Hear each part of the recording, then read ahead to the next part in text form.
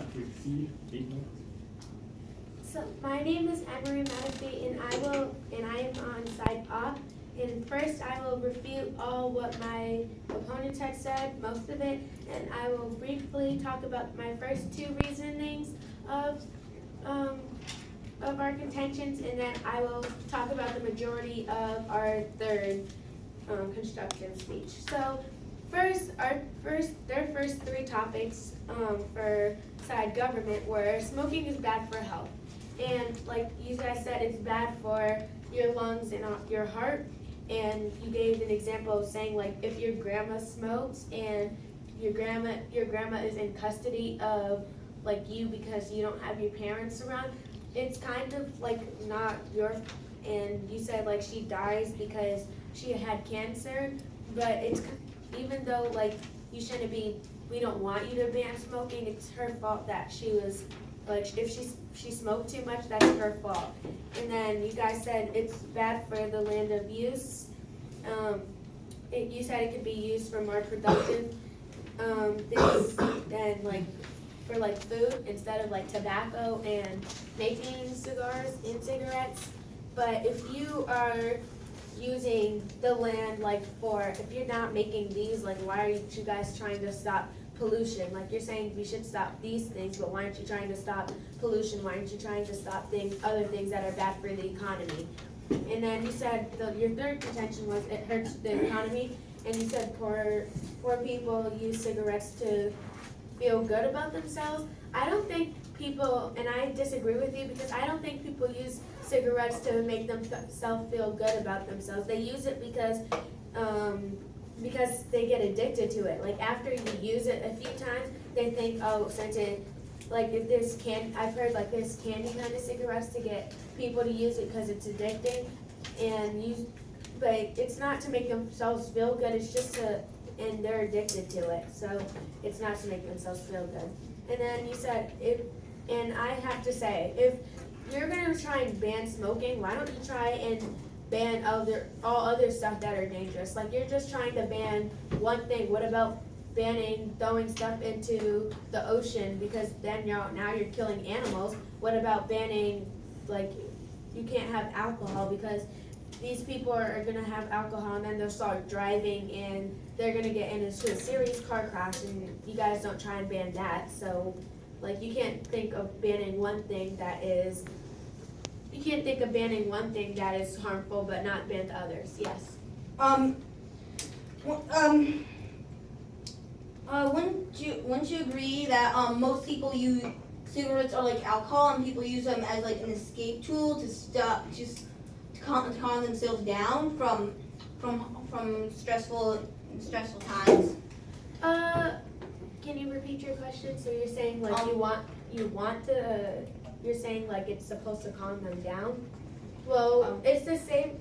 Well, cigarettes is to kind of calm them down, although like you shouldn't really. It is addicting and it causes health problems. But with alcohol, what I'm trying to say is that alcohol doesn't calm you down. It makes you hype almost, and it makes you dizzy. Well, I wouldn't know, but it makes you dizzy. and if you're driving.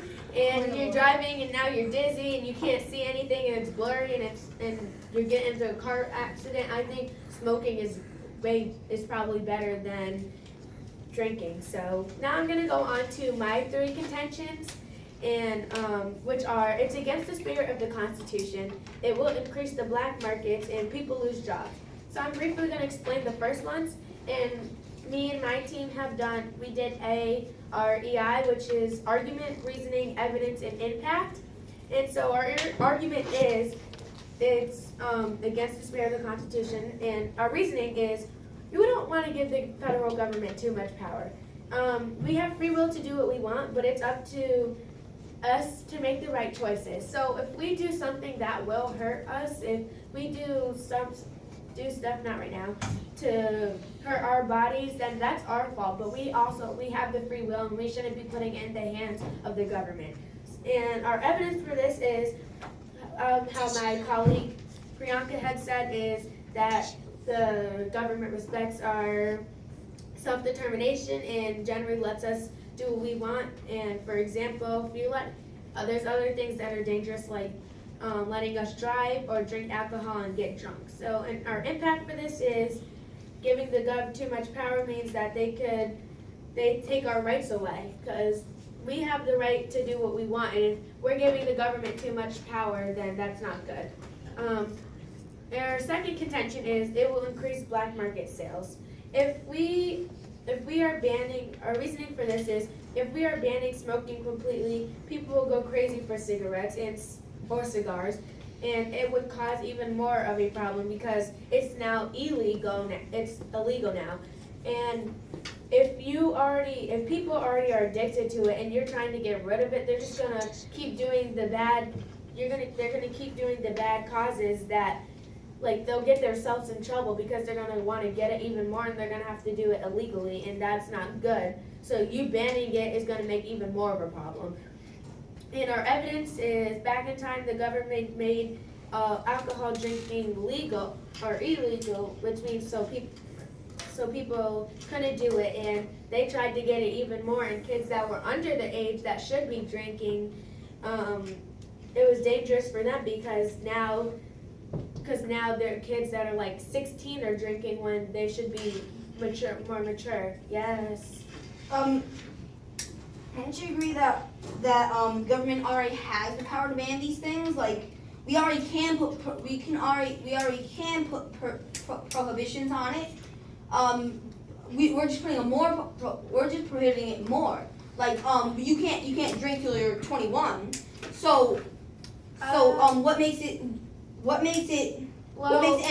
we just decide that people aren't ready to smoke it. If they have the power to do this, why haven't they done it yet? Like, if they have the power to ban pollution, if they have the power to stop from people drinking, then why haven't we done it yet? That's the thing. These laws have to take time to get through. They don't go through in like a split second. So now I will be briefly talking about our third contention, which was people lose jobs. Before I start, yeah. So you said that people who, like teenagers at the age of 16 were drinking. That is technically already illegal because you're not allowed to start drinking until 21. Yeah, but it doesn't mean everybody's listening to this law, because how I said, like, if you're gonna stop cigarettes and people are gonna try and get to the black market even more, then, and if this happened like back in time, like not that far back, but like 1920, then how do you think this is gonna stop? And so for my reasoning for people losing their jobs and impact is, if people losing their jobs and they're not making money, and if they have a family and they can't pay for food, clothing, school/education, and water or shelter, then how are they living? They're not. If they can't pay for any of these stuff, they'll become homeless. If they become homeless, they'll suffer. And if these people are suffering, then they'll die. And if these die, then it's our fault, because if they die, because we should have provided them with what they need to make for their job. And the reason for this is they use, like, if this is their only job and their job is to make cigarettes or cigars and sell them, and that you guys ban it, then they're suffering because now they don't have anything to provide their family with. And for these reasons, I proudly am glad to talk about for opposition, and that's why you should vote for us. Thank you. Thank you very much. Mr. Speaker, how long does alcohol last?